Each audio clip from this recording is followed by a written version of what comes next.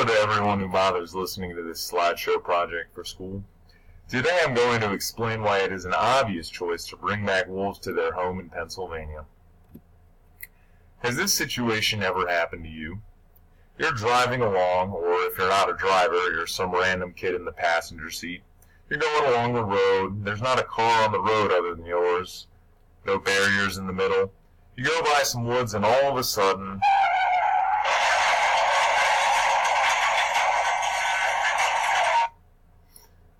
well, it obviously wasn't you. There weren't any other cars on the road, so what could it have been? Well, the culprit lies before us at the foot of our cars. The deer. Ugh, the marvelous, idiotic deer. This animal is about as stupid as a sheep, and in our current environment has no need to be any smarter. This is simply because it has no predators, no threats, nothing to harm it. When it sees light, it just stops. But why is this a problem we need to continue facing? There is but a simple solution. The regal wolf. Wolves were the natural predator of the deer. Keyword were. Wolves hunted them down without wasting human resources in the process, but we hunted the wolves off and took them out of our state. If you lived on some random animal farm out in rural PA, maybe wolves weren't the best for you. But there used to be about 60,000 farms in PA. Now we have around half of that. And although there are many livestock farms still around, many farms just focus on crops, which wolves decidedly don't care for. Even more importantly, scientific research has shown that wolves prefer hunting animals such as deer and elk, and other animals in the wild rather than domestic animals. Wolves were hunted down and removed from the area, but reintroduced to national parks and reservations. Because they became listed as endangered, we hunted them down so much. For the wolves to return, human help is required. But currently, it doesn't look like the wolves are going to get it. PA has an average, quote-unquote, harvest of 30,000 coyotes and wolves a year. 30,000. With such a small reproduction rate per year, it's astounding that they're still around. Yet according to even more scientific research, surprisingly, a dog will bite you sooner than a wolf would bite you. And why is this? Well, wolves are just more afraid of us than we are of them in reality. Preserving them in the natural wild doesn't actually hurt us as much as we'd fear. Wolves may occasionally attack local wildlife and livestock, but that's probably about it. Reintroducing wolves into the wild wouldn't really affect the general safety of the population around them at all.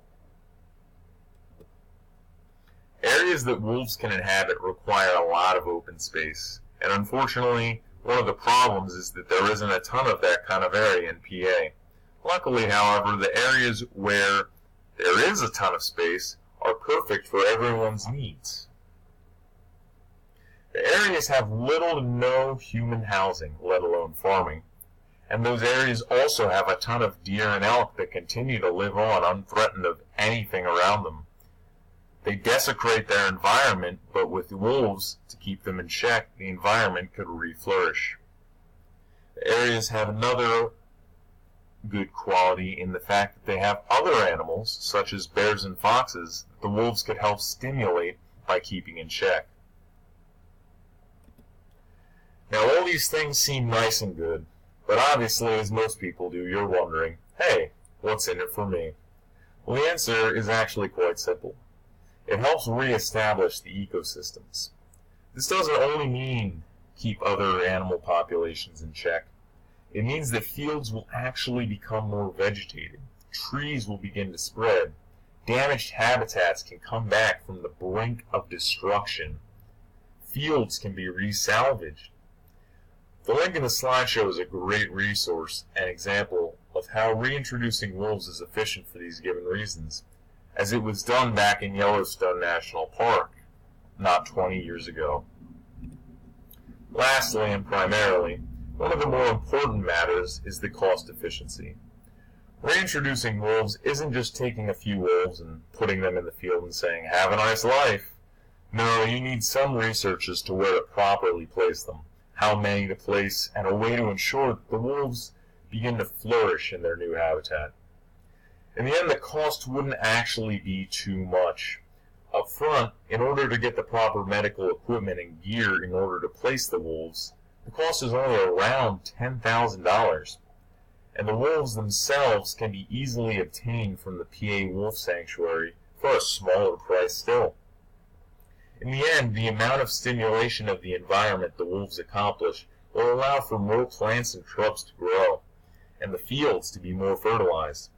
This actually allows for the use of crop farming in that area to be more efficient, gaining more profit from such a simple action. If you agree with me, there are plenty of options you have, as in the end, I'd say that clear air, more farms, greater biodiversity, and more wolves makes for a much better state than one that simply does nothing about its flailing economy and thinks that it's too much effort to actually attempt to do something productive. So if you do agree with me, there are these options that you have. You can write a letter or an essay, if you're good at writing essays, to your local congressman or state legislator about this issue, using some of my research as well as maybe some of your own. Secondly, you could support the PA Wolf Sanctuary and encourage them to consider this option of releasing wolves into the wild more often. And thirdly, you can simply participate in your political duties. Vote for far more environmentally sound politicians running for your state, township, or county, and then encourage them to act on this issue, showing why it benefits our state as a whole. Well, I hope you enjoyed this meager slideshow on wolves. Here are some pictures of wolves for the entertainment of your eyes. Hope you learned something, and here are the resources that I used in case you want to use them yourselves.